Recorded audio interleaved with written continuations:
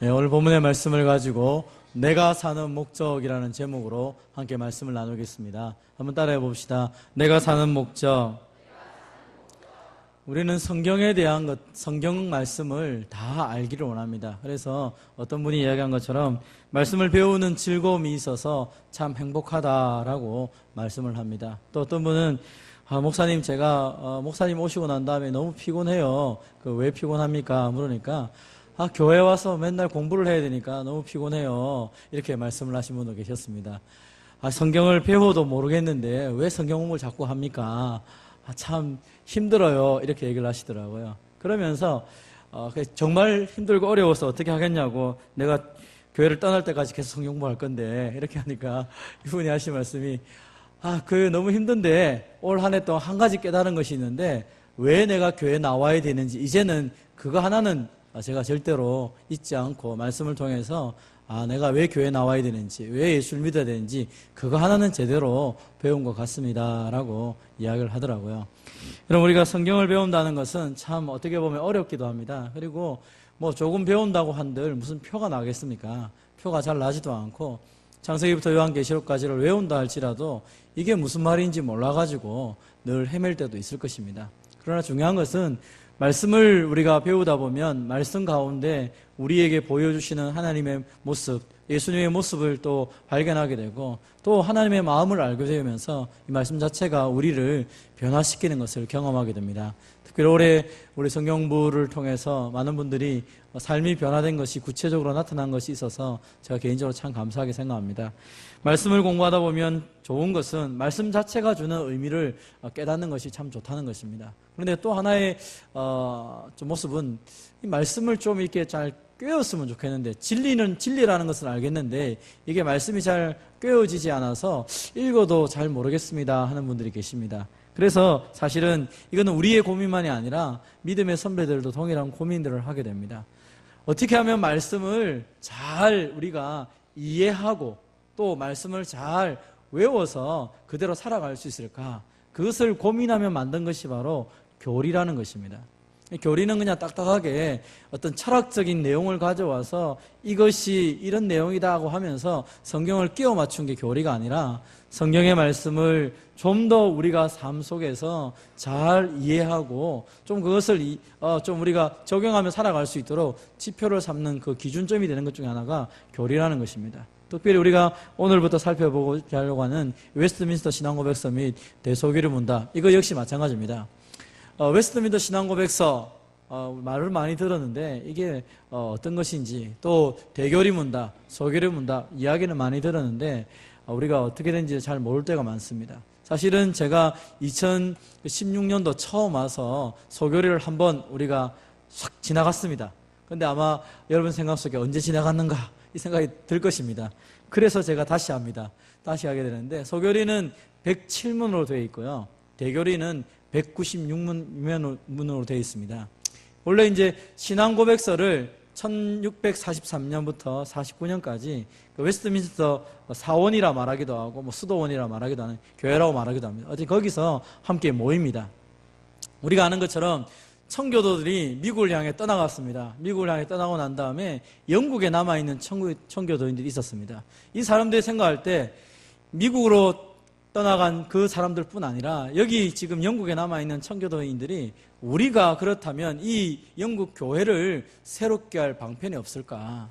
지금까지 이 영국은 사실 17세기 이 전후에 굉장히 많은 변화가 있습니다. 16세기에 종교개혁이 일어나면서부터 영국도 마찬가지로 교회개혁과 정치가 맞물려서 굉장히 시끄러웠습니다. 그러다 보니까 제대로 된 말씀 위에 바로 선 우리의 고백이 필요했던 것입니다. 그래서 이 장장 6년에 걸쳐서 그들이 모여서 매번 기도하면서 또 회의를 하면서 이 말씀을 정리해 나가기 시작합니다. 교리에 대해서, 예배 지침에 대해서, 또 권징에 대해서, 또 정치에 있어서 어떻게 교회가 바로 서야 될 것인가, 또 교회의 영역이 무엇인가, 그것을 가지고 끊임없이 토론하고 말씀에서 그것을 찾아내고 하기 시작합니다. 그러면서 가장 말씀 위에 바로 선 신학을 신학을 만들기 시작하고 그 개혁 신학 위에다가 청교도의 그 신앙과 더불어서 올바른 교리들을 만들어가기 시작합니다. 그것이 우리가 가지고 있는 이 웨스트민스터 신앙고백서고, 그 신앙고백서를 조금 더 어른들에게 또 지도자들에게 잘 가르치려고 했던 것이 대교리 문답입니다. 그리고 그것을 초신자라든지 어린아이들 혹은 또 믿음의 초보에 있는 사람들에게 좀 더 가르치기 위한 것이 소교리 문답입니다. 그래서 사실은 우리는 지금 대교리를 배워야 되는데 대교리가 생각보다 만만치가 않습니다. 그래서 소교리를 한 번 더 보고 다음에 또 대교리를 살펴봄을 통하여서 정말로 이 성경이 말하고 있는 그 핵심적인 진리, 핵심적인 요약본이 뭔지를 우리가 좀 붙잡고 그렇게 살아갔으면 좋겠습니다. 자, 첫 번째 우리가 아는 것처럼 소교리 제1문입니다. 같이 읽어보겠습니다. 시작. 사람의 첫째 되는 목적은 무엇입니까? 사람의 첫째 되는 목적이 무엇이냐? 이걸 쉽게 얘기하자면 우리가 살아가는 이유가 뭐냐? 이 목적이란 단어 자체가 우리의 삶을 나아가는 방향, 그 결정짓는 그 이유가 되는 게 뭐냐는 것이죠.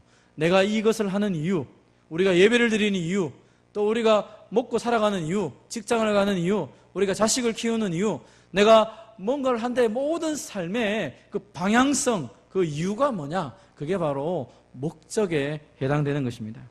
여러분, 이것을 아는 것이 왜 중요합니까? 목적이 없으면요, 우리의 삶은 그냥 존재 자체도 의미가 별로 없습니다. 그냥 그저 사는 거죠. 왜 삽니까? 죽지 못해 사는 거죠. 왜 삽니까? 그냥 사는 거죠. 남들이 사니까.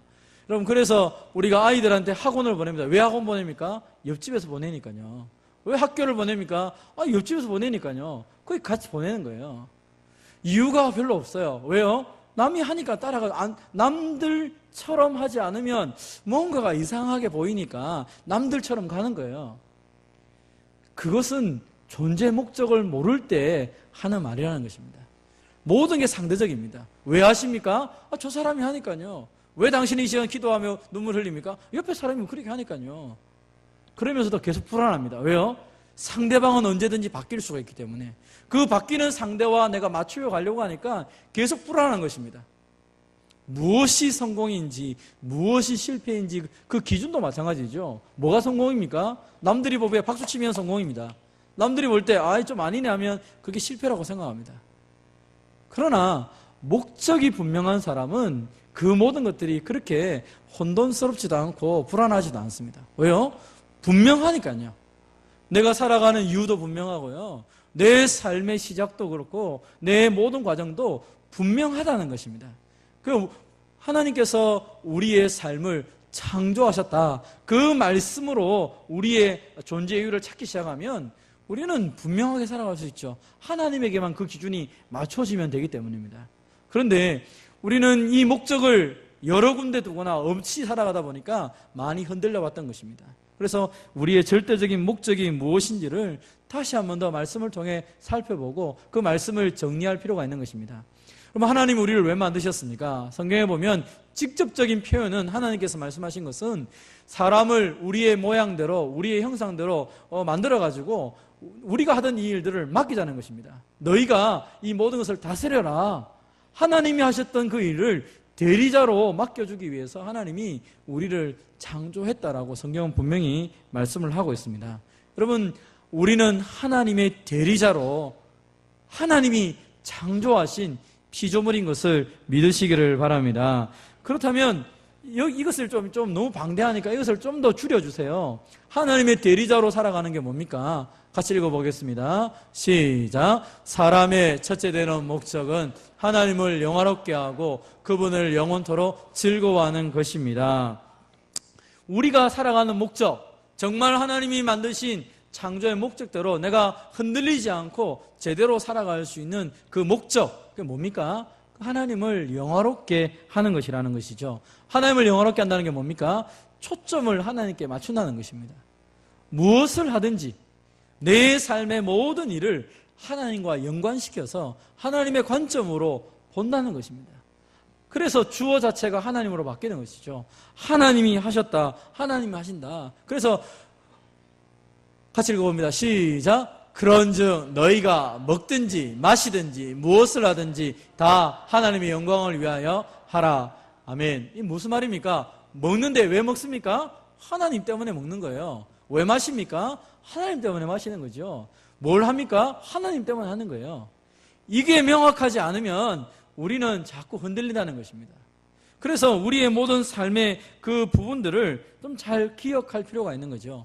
내가 지금 하고 있는 일이 정확하게 누구를 위해서 하느냐, 무엇 때문에 하느냐. 만약 그것이 그러면 하나님과 나 사이의 중간에 다른 것이 끼어서 다른 이유가 그 존재 안에 들어온다면 그것은 다 잘못된 것이죠. 그러면 우리 가운데 혼란함이 생길 것입니다. 혼돈이 생기는 것입니다. 두려움이 생기는 것입니다. 염려가 생기는 것입니다. 하나님하고 나 사이에 다른 것이 끼어서 그 하나님의 온전하신 그 나를 향하신 그 뜻들이 뒤틀리게 보이는 것이죠. 저희 집에서 뭐 농담 삼아 한 번씩 하는 이야기가 있습니다. 제가 우리 아이들 보고 내 눈이 아주 크다 내가 이 얘기를 합니다. 집사람 눈보다 내가 더 크다 이렇게 얘기를 하는데 그럼 아이들이 말을 합니다. 아빠 눈이 작아요 이렇게 얘기합니다. 그 왜 작느냐? 안경 때문에 작다 내가 얘기합니다. 안경 도수가 높으니까. 그래가지고 안경을 탁 벗고 눈을 크게 탁 떠가지고 내 눈 크지 이렇게 말하면 제 눈 크지요? 네. 이렇게 하니까 우리 집 애들도 아빠 눈이 좀 크네요 이렇게 얘기합니다. 우리가 굴절되어서 뭔가가 작게 보이기 시작하는 것이죠. 하나님이 나에게 보여주신 게 명확한데 이 중간에 뭔가 자꾸 끼어가지고 하나님이 보여주신 것이 하나님 뜻대로 안 보여진다는 거예요. 다른 것이 끼어 있다는 것입니다. 그러다 보니까 우리의 모든 삶 자체가 뭔가 뒤틀리게 살아가고 있는 것이죠. 여러분 우리는 상대적으로 지어진 존재들이 아닙니다. 옆사람과 나를 비교하기 위해서 하나님이 지어진 존재가 아니라 하나님이 절대적으로 유일하게 나를 지은 줄 믿으시기를 바랍니다. 그래서 하나님 말합니다. 내 이름으로 불려지는 모든 자, 곧 내가 내 영광을 위하여 창조한 자를 오게 하라. 그를 내가 지었고 그를 내가 만들었느니라. 하나님 우리를 이렇게 말하기를 내 이름으로 하나님의 이름을 걸고 만들어진 사람이고 그 사람 자체가 하나님의 영광으로 만들어졌다. 누구와 비교하는 상대적인 존재로 만들어진 것이 아니라 너 하나가 정말로 절대적이다. 나에겐 절대적이다 라고 말씀하는 것이죠. 그래서 우리의 시작도 우리의 과정도 우리의 결말도 하나님께로 가게 됩니다. 그래서 이 자체가 하나님께 영광이 된다는 것입니다. 그래서 이것을 좀 더 요약해서 엄밀하게 말하면요, 여러분이 살아있는 것 자체가 하나님께 영광이 되는 줄 믿으시기를 바랍니다. 여러분 자연 만물을 하나님 만드셨어요. 시편을 보면 자연 만물이 존재하는 것 자체를 가리켜서 뭐라 말하냐면 하늘이 하나님의 영광을 말하고 땅이 하나님의 은혜를 말한다는 거, 하나님의 영광을 표현한다는 것입니다. 하늘이 존재하는 것 자체가 하나님의 영광이에요. 그 하나님의 위대하심이 드러나는 것이죠. 사실은 우리의 모든 말과 행동을 통하여서 그대로 하나님의 영광로심이 드러나야 되죠. 여러분 우리가 하나님께 영광을 돌린다고 하나님 영광스러워집니까? 아닙니다. 원래 하나님은 영광스러운 분이시죠. 하나님 원래 영광스러운 분이신데 그 하나님의 영광스러움을 내가 반사시켜서 살아가는 것이죠. 하늘을 보니까 하나님이 참 높고 우리를 향하신 그 사랑이 너무 크구나. 하늘을 바라보고 바다를 보면서 하나님의 그 사랑을 기억한다면 그 하나님의 사랑을 그 바다와 하늘이 반사시켜서 우리에게 보여주기 때문이죠. 우리도 마찬가지 아닙니까? 우리도 하나님의 그 영광스러움이 나를 창조하신 하나님의 이유를 내가 잘 반사시켜 보여주면 다른 사람들이 나를 보면 말하는 것이죠. 야, 내가 너를 보니까 하나님이 보이는구나. 우리가 말해서 하나님의 그 이유를 드러내고 내 모든 삶에서 하나님의 그 영광을 나타내기 시작하면 그것이 가능하다는 것이죠. 어떻게 해야 더 하나님의 영광을 드러냅니까? 나를 창조하신 하나님 앞에서 하나님과 내가 떨어지거나 하나님과 내 사이에 막힌 것이 없을 때 사실은 우리는 하나님의 영광을 드러내는 것입니다. 그래서 우리가 뭘 하든지 그 자체가 하나님에게는 기쁨이 되기도 하고 하나님은 영광을 받으시는 것입니다. 오늘 저와 여러분이 무엇을 하든지 또 우리 인생 가운데 어떤 일이 일어나든지 하나님과 연관시킬 때 그 자체가 영광이 되는 줄 믿으시기를 바랍니다. 두 번째 한번 따라해 봅시다. 하나님을 영원토록 즐거워하라. 이런 이야기가 있죠. 천재는 노력하는 자를 이길 수 없고 노력하는 자는 즐기는 자를 이길 수 없다. 이런 얘기를 합니다. 그런데 어떤 분이 그런 얘기를 했다죠. 우리가 어떤 일을 평생 즐기면서 할 수 있습니까? 대부분은 즐기면서 일하는 사람은 거의 없습니다. 대부분의 사람은 노력하며 살아가는 것이죠. 내가 그렇게 될 거야, 그렇게 해야지. 심지어 하나님을 향하여서도 마찬가지입니다. 내가 하나님 사랑하도록 노력해야죠. 노력하다 보면 즐겨지겠지요. 그래서 우리는 어떤 일에 그것이 익숙하도록 자꾸 노력을 합니다. 노력하다 보면 즐길 날이 오겠지. 근데 즐길 날이 옵니까? 잘 오지 않는다는 것입니다. 그래서 여기 한 가지를 더 붙여보았습니다. 천재는 노력하는 자를 이길 수 없고 노력하는 자는 즐기는 자를 이길 수 없다. 즐기는 자는 사랑하는 자를 이길 수 없다. 그럼 사실 우리가 우리의 자녀들이나 또 우리 인생을 돌아볼 때 내가 뭔가를 정말로 이 존재 자체를 즐기려고 하는 방법은요, 노력한다고 되는 게 아니고요, 즐기고 싶다고 해서 즐겨지는 게 아니고요, 사실은 사랑하기 시작하면 그 자체를 즐기는 것 같습니다. 아이들이 말을 안 들어도, 짜증이 나고 화를 나도, 그래도 이 존재 자체가 나의 사랑이 되면 즐겁다는 것이죠. 모든 일이 다 마찬가지입니다. 사랑하는 자, 사랑해야 참다운 즐거움과 기쁨을 누리게 되는 것입니다. 내가 사랑하면 그 존재가 좋든 나쁘든 간에 그 존재를 인하여서 늘 기뻐하게 되는 것이죠. 마찬가지입니다. 우리가 하나님에 대해서도 말합니다. 여러분, 예수님이 어떤 분인지 우리가 말씀을 듣지만 잘 모를 때도 있습니다. 그러나 예수님이 어떤 분이신지 전부는 모르지만 적어도 나에게 말씀하셨던 그 예수님을 사랑하기 시작할 때 우리의 삶은 예수님과 연결된 삶을 알게 되는 것이죠. 그래서 베드로전서 1장 8절은 말합니다. 예수를 너희가 보지 못하였으나 사랑하는도다. 이제도 보지 못하나 믿고 말할 수 없는 영광스러운 즐거움으로 기뻐하나니 믿음의 길 걷고 영혼의 구원을 받음이라. 그럼 우리가 예수님을 즐거워한다. 사실 그것은 좀 어려운 이야기입니다. 그런데 좀 더 쉬운 이야기는 예수님을 사랑하는 것이죠. 나를 위해 십자가에 피 흘려 주셨던 그 예수님, 부활하심으로 생명을 주셨던 그 예수님을 사랑하게 되는 것이죠. 곧 재림하실 주님을 만날 날을 기대하며 그 사랑스러운 영광스러운 만남을 위해서 내가 하루하루를 살아가는 것입니다. 그러다 보니까 매 순간순간 사랑하는 그 하나님, 사랑하는 예수님과 동행하며 살아가니까 그 자체가 사랑하는 사람과 함께 있으니까 기쁘고 즐겁게 되는 것입니다. 하나님을 즐거워한다는 것도 마찬가지입니다. 그래서 정말로 하나님을 사랑하게 되고 말씀을 통하여 예수님을 사랑하게 되면 하늘을 보아도 땅을 보아도 다 아름답게 보일 수밖에 없는 것이죠. 아마 여러분 너무 오래돼서 잊어버린 분도 계시겠지만 연애를 했을 때, 연애를 하고 날 첫 번째 사랑 고백을 받고 나면 하늘이 다르게 보입니다. 여러분 그런 적 있으시죠? 누군가의 사랑 고백을 딱 받았을 때 탁 나오는 순간 가슴이 펑 뚫리고 뭔가 정말 하늘이 반짝반짝 빛이 나고 그렇게 느껴진 적 있지 않습니까? 뿐만 아니라 정말 내가 내 인생에서 그 놀라운 많이 경험해 보셨죠? 그런 것을 볼 때마다 너무 기뻐서 즐거워하게 되는 거죠. 하나님을 사랑하게 되면요, 그 모든 것도 동일합니다. 그래서 다윗이 고백한 것처럼 하늘 위에 주밖에 누가 내게 있으리요, 땅에는 주밖에 내가 사모할 리가 없다. 하나님을 향한 이 온전한 고백이 저와 여러분의 고백이 되어야 되는 것입니다. 하나님을 향하여서, 그래서 그 나를 사랑하는 주님과 가까이 있는 것 자체가 정말 복이구나. 여러분 이게 우리가 살아갈 삶의 이유죠. 그래서 하나님을 사랑하는 사람은 당연히 즐거워하게 되어 있고요. 그 즐거워하는 우리 모습 속에서 하나님은 영광을 받으신다는 것입니다. 그래서 하나님은 우리를 먼저 사랑하셨고요. 그리고 우리에게 그 사랑을 또 받기를 원하고 계십니다. 어떤 저희 동기 목사님이 장례식을 집례하면서 그런 안타까운 그 장례를 집례하면서 그런 이야기를 했다는 것입니다. 이 한 사람을 보면서 이 죽어가는 사람과 그 가족, 슬퍼하는 가족들을 바라보면서 내가 해줄 수 있는 게 아무것도 없구나. 그래서 이게 도대체 하나님이 사랑이라고 말하는 것이 이 가족을 잃은 식구들에게 어떤 의미가 있을까. 그래서 그 설교를 하다가 설교를 못하고 멈추어 있었다는 것입니다.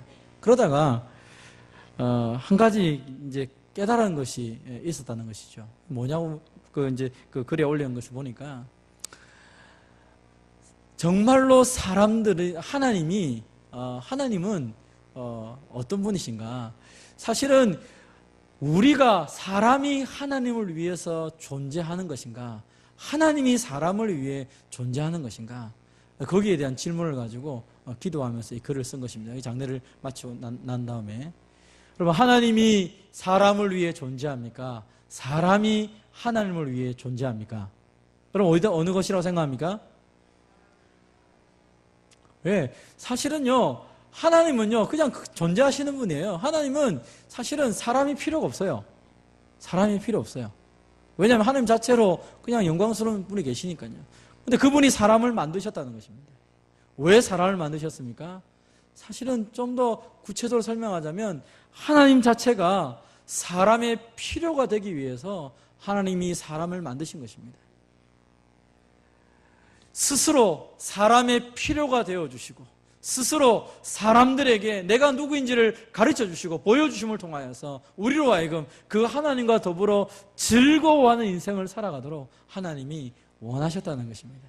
그래서 먼저 사랑하시고 먼저 베풀어 주시고 먼저 하고 난 이후에 그것을 다 깨달은 우리들이 거기에 반응으로 하나님 사랑합니다 라고 말할 때 그것을 기뻐하시는 분이 우리가 믿는 하나님이라는 것이죠. 여러분, 자녀들하고도 마찬가지 아닙니까? 이 자녀가 부모의 사랑을 언제쯤 알까요? 태어나가지고 부모의 사랑을 압니까? 유치원 가서 압니까? 초등학교 졸업해서 압니까? 중학교, 고등학교 졸업해가지고 부모의 사랑을 압니까? 어쩌면 다 늙어가지고 이제 어머니 아버지 다 떠나시고 내가 죽음의 직전에 이르렀을 때 참 그때 우리 엄마 아빠 참 대단한 분이었어. 어쩌면 그때라도 깨닫고 말할 수 있는지 모르겠습니다. 우리가 얼마나 어리석은지 받는 것은 잘하는데 왜 주는지에 대한 생각을 해본 적이 별로 없는 것입니다. 부모가 왜 나한테 사랑해 주는지 별 생각 안 합니다. 그냥 당연히 줘야 되는 존재라고 생각하는 것이죠. 그러다 어느 순간에 내가 나이가 들고 부모의 자리에 이르고 보면 내가 내 자녀에게 퍼주면서 나중에 깨닫게 되는 것이야. 부모님이라는 게 이것이구나. 하나님에 대한 사랑도 마찬가지 아닙니까?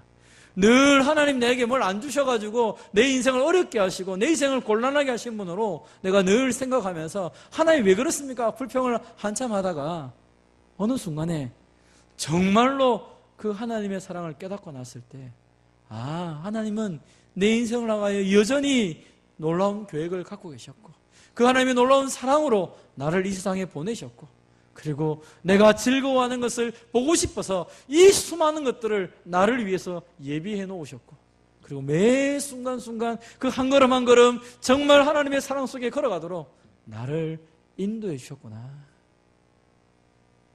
그래서 하나님 사랑합니다, 감사합니다 할 때에 마치 우리가 부모님 사랑합니다, 감사할 때 부모의 마음이 다 그렇게 뜨거워지는 것처럼 주님 역시 그것을 귀하게 받고 고맙게 받는다는 것입니다. 안 받아줘도 되는데 너무 고맙게 받아주시는 것이죠. 오늘 이 요한계시록 4장 11절에서 말하는 이 찬송이 마찬가지입니다. 저 천국에서 마지막으로 드려지는 찬송이 뭡니까? 하나님 그렇습니다. 우리의 인생을 다 되돌아보니까 하나님이 영광과 존귀와 권능 받는 게 합당한데 우리는 그거 모르고 살았습니다. 그거 모르고. 그런데 마지막을 보니까 이거 하나님 다 받으셔야 되겠군요. 그때 가서야 찬송을 하고 있는 것입니다. 저는 저와 여러분이 천국 가서 하나님 앞에 이런 찬송 드리는 것도 참 좋은 일이지만 이 땅을 살면서 내 모든 삶 가운데 정말 나를 위해서 존재하시고 나를 위해 일하시고 나를 통하 역사하시는 그 하나님을 내 삶의 목표로 두고 나도 역시 거기에 반응하여서 믿음으로 살아갈 수 있는 저와 여러분이 되시기를 주님의 이름으로 축원드립니다.